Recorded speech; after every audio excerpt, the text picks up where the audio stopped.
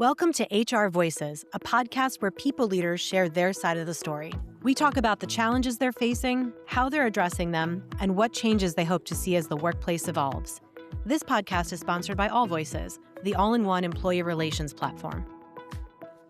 Hello and welcome to HR Voices. I'm your host, Rebecca Taylor, and I'm here with Kandi Gongora, the Chief Experience Officer at the CAR Group. Thank you, Kandi, so much for being here. Welcome. Hi, thanks for having me here.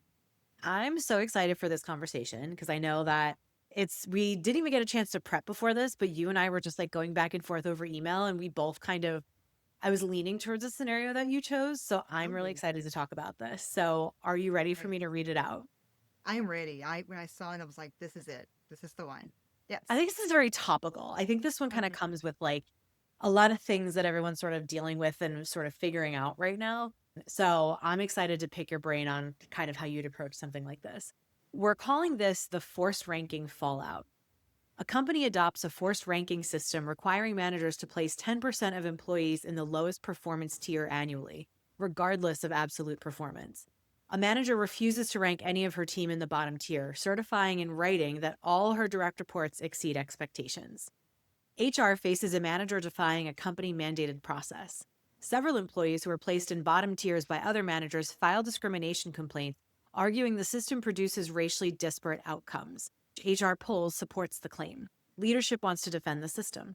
HR must advise on both the managerial insubordination and the underlying disparate impact risk. So, before we even dive into all of the different components and pieces of this, if we take a step back and look at it from the highest level, what stands out to you, Kandi, as the most unclear or the most risky in this scenario? I think for me, I have lots of questions, but at the high level, what's most unclear to me is what are you trying to achieve? What's the outcome? What's the business outcome? Because I feel like leadership probably has one idea of what they're trying to do and what they're trying to solve, but it's not really clear that that's going to get the outcome they want. And I'm not even sure if they have a path to that, right? Like, did they even think about that? I think a huge risk to innovation, collaboration, their culture. There's a lot of risk there. I mean, besides legal is just that's foundational, right? But there's definitely bigger risk that is usually hidden that leadership doesn't see or isn't aware of, like very big unintended consequences. Yeah. Yeah. Yeah. There's a lot of there's a lot of layers to this one, I think. And that's sort of where, because you have sort of the concept of performance in general, but then you Mhm. find that it's inequitable performance management. Mhm. And Mhm. then you have the fact that that there are people who are filing claims about this. And then we find out that it's true. It's like, okay, there's a lot. And one of the things that you mentioned is you want to understand sort of the business reason or the why for, Mhm. for this. So in your experience, or if you've had experience with sort of forced ranking systems, what is usually the reason why companies do this? Where it's like you have to sort of force rank the bottom Mhm. X% of people every year. Mhm. I think I've actually had managers or leaders bring this up to me, and I'm always no, but I know go get the research and bring it forward. What they're usually looking at is a way to identify the low performers and work them out. A lot of times it's due to the manager team not having the courage or the skills equipped to have the right conversations to turn the performance around or to come to a conclusion of like this may not be the right place for you, right? Not working. So I think that's a situation. And also, I mean, I've also seen it not in the companies I've worked in, but I've heard from peers where they use it as a mechanism where they don't have to give raises, right? So that's the reason. And I think sometimes they jump to we need accountability and we need better performance and we need all of these things and I need to see what the talent's doing. And so let's just put it in order. And I think there is some old school practices, like GE did it, Yep. Microsoft did it, but okay, they did it. They started piloting that, I think, in the 80s, I and think they so. Yeah. gave that practice up a long time ago, like double digit years ago, right? Yeah. And so I think part of that is just them defaulting to something they've heard or seen as well in the Yeah. past. And they're not up to speed on the current practices and the consequences of that decision. Yeah. And it's interesting. I love that you called out that sometimes it means that it's just sort of reasons for them to not give raises. So it's Yeah. just like sometimes if you're in that bottom tier, you're not going to get a raise. Sometimes if you're in that bottom tier, you're going to get managed out or pushed out. Hmm. Sometimes it's a combination. It's like you're not going to get a raise and you're going to get put on a PIP. So not only do Yep. we not have to pay you, but now we're going to try to manage you out, which is sort of a whole other kind of thing. It's one of those things that I've never heard of a healthy culture and morale in a forced ranking type of situation, No, personally. no. I mean, we really need, think about how fast companies move today. All of them, even industries that are normally slower with Hmm. AI and all the technology and the way that the world is and how things are changing and disrupted, you have to move quickly. You need to innovate. And that doesn't happen just at leadership. That happens throughout your workforce, the people who are closest to work. Yeah. So if they're worried about being forced ranking, they're not going to collaborate. Yeah. They're going to worry about making mistakes. They're not going to come forward with truth like this manager did.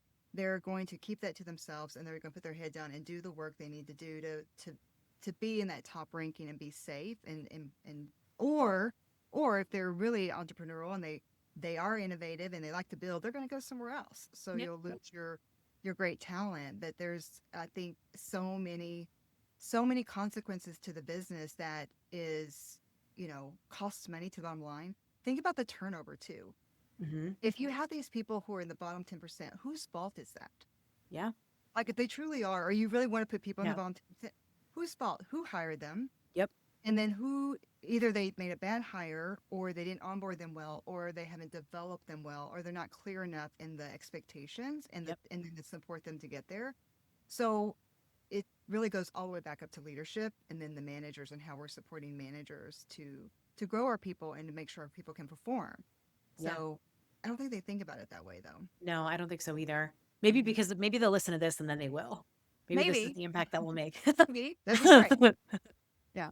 So let's pretend that this scenario is one that is on your desk, right? So, Okay. when you're looking at the people that are involved here, so you have the manager. I definitely could probably go on a whole tangent about how the manager not putting their person in below expectations could be a reflection of them not wanting to make Hmm. themselves look bad, or it could be true. Hmm. But I'll leave that there before I start to draw any fake conclusions from this fake scenario. But Sure. you've got the manager, you've got the employees on their team who, are kind of involved in the way that they're just present, right? Hmm. And then you have the people who are actually like filing complaints. Hmm. So who do you talk to first in this scenario? And like if you're going to start an investigation, like who are you talking to and what are you trying to learn or find out? First, I would talk. It's a toss up. Part of me would start with leadership, but part of me would start with the manager. The scenarios suggest that we already have the research to show that there is disparate practices, right? So Hmm. that's there, that's sitting there, right? I Yeah. do need to bring that forward to leadership. However, in this scenario, I want to understand, I think, first with the manager and spend time with this manager who said, I'm not doing this and my employees are all meets or exceeds expectations. And I'll go in there curious and ask her why, show me the proof, give me like really dig into there and understand because I'm going to assume that because she put herself in writing, like, yes, she could be trying to look good, but she could also have integrity and say, like, this is not right. Yeah. I believe in my team and I don't feel right putting in there. So I'm going to assume that. I'm going to walk in and have some questions with her and really dive in deep with her metrics and how she's looking at the performance, the conversations she's had with her employees, how she's developing them, all the things of how she's managing her team and really get a feel for that.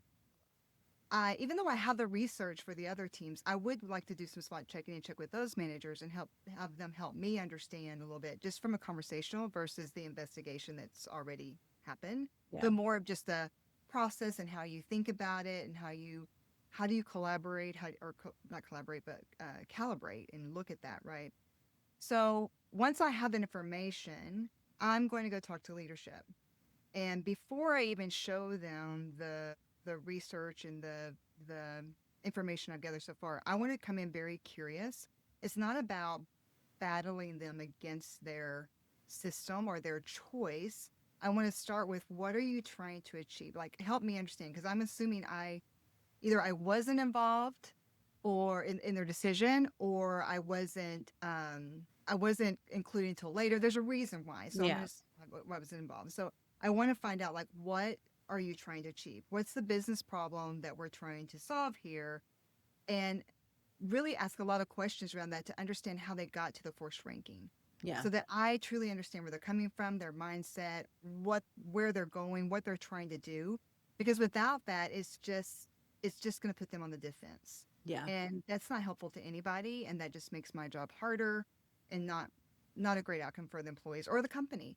Yeah. So once I can understand that, my hope is if they really share their business problem, I can show them where, we can get to a different outcome. And I can do that in a couple of ways. I could say, are you open to different approaches if we get the same or better outcome? Mm-hmm. Right. Um, and also I could ask, can we look at some data to see how we're doing? Do we know how we're doing so far? If this is what you're trying to achieve, can we look at some data to see how we're doing with this so far? Yeah. And I'm sure they're going to say, where are we with this, with the manager? What are we going to do with that? And I will get to that. But I first want to understand their perspective and start with them.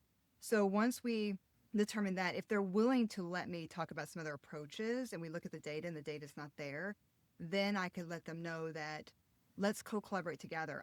Maybe we make some tweaks and some different things that we could do that would get them the results they want, and will take away the risk that has come up. And that's where I could bring up some of these things, like share my concerns now. Like I get where you're trying to go here, what you're trying to do. I have some thoughts on approaches if you're willing. Meanwhile, this is a real concern. This has been brought up. We researched it. This is true. This is happening in the current system. So we're going to need to address that. Yeah. Also, over here, I did speak with the manager and wanted to find out about her team. And I understand she's not following our process. I understand that. I want to understand why, because sometimes people stand up for the right reasons and they're not wrong. The system may be wrong, Yeah. but leadership's not wrong either. You're trying to do something. So it's the system. So I wanted to look and see if it's a system, and it appears to be the system. Yeah. So I think she's a data point. I think she took courage to stand up. And so let's not ruin that, because there may be others that could stand up too against the system, but right now they could just be compliant, Yeah. right? We don't want to get stuck in that compliance role. So I would start there with leadership. I know that was a lot, but that's kind No. of where I start. Yeah. Yeah, no, it's good. I mean, there's a lot of people to talk to. There's a lot of different Right. nuances in this one Right. because especially if you're going to try to go into problem solving mode at some point, Mm-hmm. because this isn't just a typical employee relation situation. Is like this is an employee relation situation that then found out in investigation that it was actually a bigger legal issue, right? Right. Like you're discriminating against people intentionally or not intentionally, and now there's stuff happening, right? What's your take on the one of the pieces of this scenario is that HR has to deal with manager insubordination. But what's your take on manager insubordination when the thing that they're being insubordinate about turns out to be a legal issue for the company? Like they're not supporting a system that is actually very risky for the Right. company. Right. How do you kind of thread that needle? Yeah. So I think it goes back to looking at the data and doing it's about the research you do, right? So like looking at the data, we have the research to show that there is something there. So I have that data. I go and look at her data. I spent the time with her and I see that her team is performing. Like she has proof she's performing. She's certified it. She's stated it, right? And so the fact that we have this case, going to leadership and sharing with them, like, we have this investigation, we have proof here, we can't unsee this, right? Like we have to address it now and do further investigation, or here's what I've discovered so far with her and what I've seen here. And that's proving, like, it's proving that the system is not working, and the fact that she made the decision to go against us so that she didn't create a future scenario. So she's actually trying to keep us from having that risk by Mhm. just standing up and having some integrity. But if we go back to her and say, no, you have to have 10%, it further fuels the complaints and puts us at greater risk Yeah. versus we have to address this, right? So it we do need to, it does thread, there is a needle threaded here, but we also need to make sure that we're taking special care on her side to really understand where that performance is too, and so it doesn't make it larger, right? Yeah. Yeah. Yeah. And I think it's important to kind of define performance in scenarios Mhm. like this too, because usually with forced ranking, you're comparing someone's performance to the performance of other people on the team Right. to an extent, right? Maybe it's objectively, do you compare to your goals? But then if you've objectively hit the goals that are set for you, but you Hmm. still have this forced ranking, then you're now expected to compare employees to each other as a way to like finalize their performance. Hmm. So what's the risk in that? I mean, I'm gonna stop. What's the risk in that? Yeah, I mean, there's a lot of risk, right? Because that's where it comes in, where it seems like it's bias. It could be favoritism, Yeah. and I'm sure a lot of that came in through the complaints. Yeah. It could be, especially if you look at the groups that are in the lower ranking, like what does that look like compared, right? The minority groups. So that was one of the recommendations I was thinking through is, even when you say, because I think she stated like they all exceed expectations. So, and we use that language. I don't use that language, but a typical The company, collective we. yeah, you use that language a lot. Exceed meets, below standards, whatever. That's so vague. Without truly saying like, what does exceeds look like? What Yeah. are there behaviors in there that we need to see? Are there what performance metrics are in there, and what about your growth potential? So, one of the systems I put in place really looked at those three things. We had behaviors instead of core values. We were very clear on how we wanted you to show up at work to Mm. best performance. Then we also had very standard performance metrics, but then we also made sure that your growth was at the pace that we need for the organization.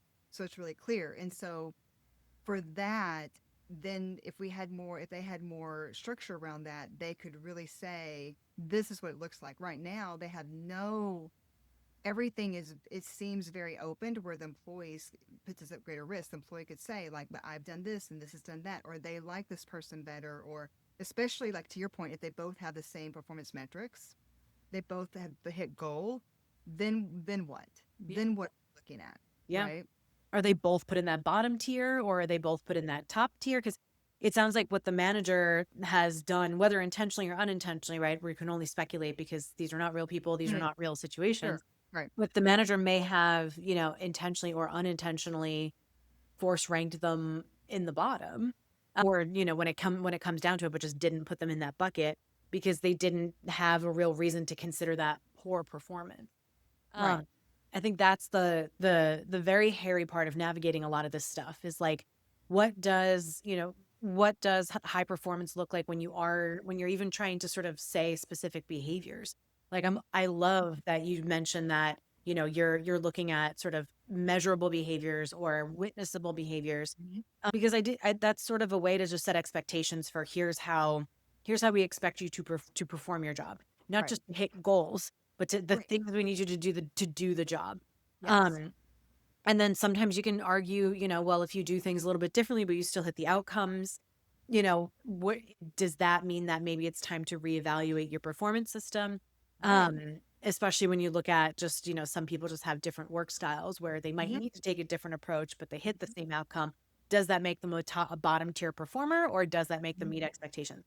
You can tell Right. them I'm passionate about this and I can spiral on this for a long Oh, time. right. I mean, I Steve, I was sitting here going, yes, yes, yes. Keep, Yeah. keep, keep talking, Rebecca. I mean, it is that way. I think too. Also, there you could think about a high performer. I mean, even using that word is different unless you have the metrics, right? Because Yeah.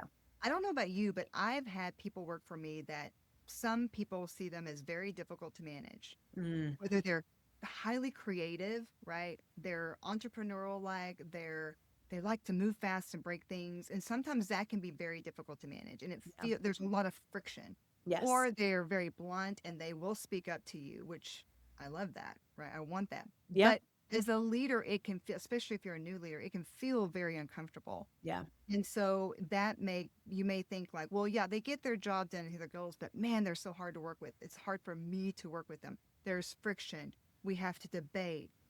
And that could go into it too. But in reality, they're a great performer because they're innovative, they're moving fast, piloting, breaking stuff. They're honest with you. Mhm. They don't mind debating with you. Healthy debate's a great thing. Like innovation Yeah. and truth comes from that. And so I've seen that happen before too, where they're a solid performer. They're just not easy to work with. And Yeah. so they could also get put in the bottom. Yes. Oh my goodness. I have, okay, moment of vulnerability. I got feedback early in my career, kind of like throughout. the early days when I was figuring myself out. I was early in HR. I was mostly in sort of recruiting, very, competitive type of environment. I'm a naturally kind of competitive person.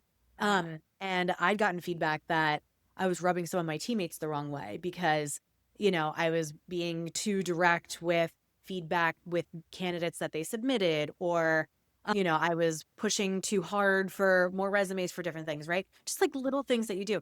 And Right. I got feedback that I was not a good team player and all these other things.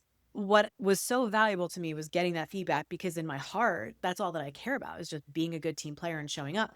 If no Mhm. one told me that I was driving everybody crazy, I would not have known what it was I was doing. And so, because of that, I'm very, very biased in what I'm about to say. But I believe that when you're trying to evaluate behaviors and whether or not someone's easy to manage or tough to manage, there has to be coachability as the running thread with everything. Like, Mhm. it's not, is this person a problem? It's that it's, is this person doing things that aren't helpful? And are they Mhm. willing to learn and to change kind of what that is? And my argument is always, when you're measuring someone's behavioral performance like this, it's almost more important to look at the delta change in their Mhm. behavior more Mhm. than it is what the behavior is itself. It's the context. Because if you see Yeah. that someone was bad at something before and they've gotten a little bit better at it since the last time they were evaluated, that's the right direction, but it might just take more time. Um, Right. Right. but yeah, I Yeah. love that you said that. I feel Yeah. I was seen. gonna say, I think that's where, when you said PIP before, to me, I feel like the PIP gets used as a way to work somebody out. It's a long plan. It's usually maybe not as helpful. I mean, sometimes maybe it is, but your example there, that's the way it should happen. It should happen in the flow of work. You should get the Yeah. feedback when you need it. It shouldn't last too long. We shouldn't wait for a formal review or whatever companies are doing.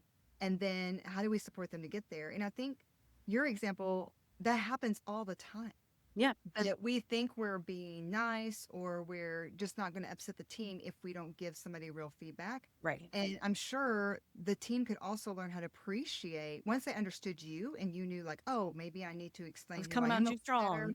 Yeah. Yeah, and just understand me more, and then I can still be my true self, but the team appreciates me for that.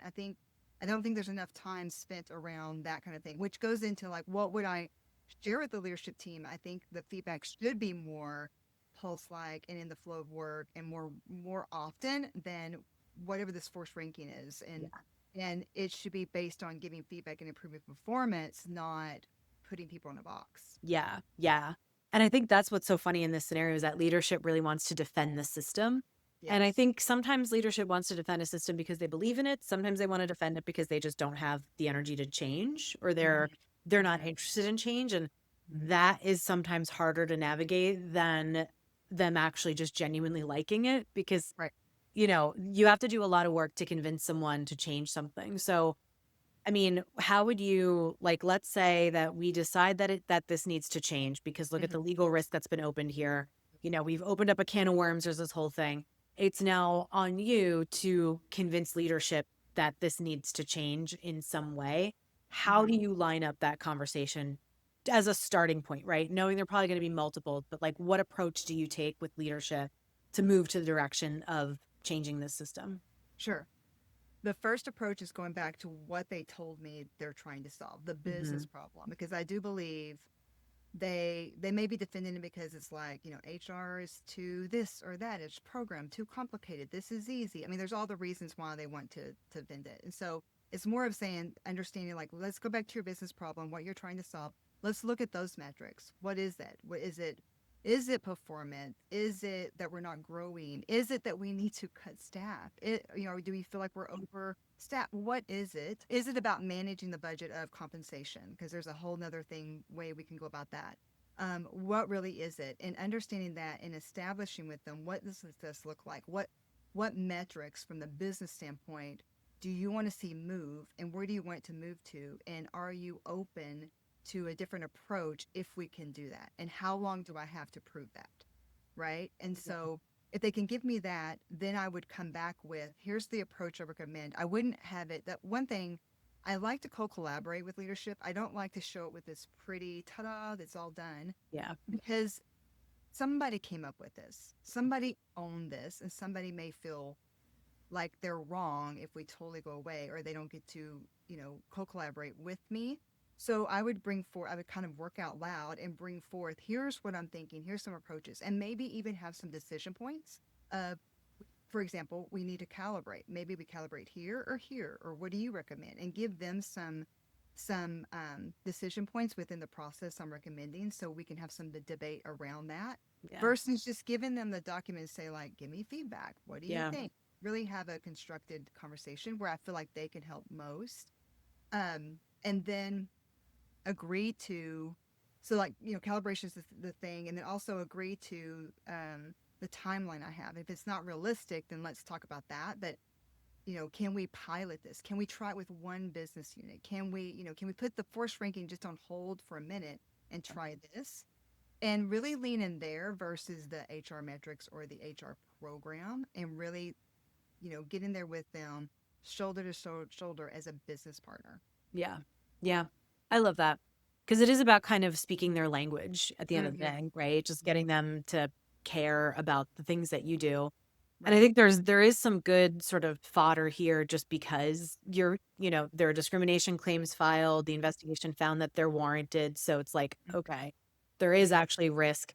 We're probably already going to be spending money on this Yeah. whole problem, right? Hmm. So, do we really want to be in an environment where that just continues to get worse, and especially now that it's known?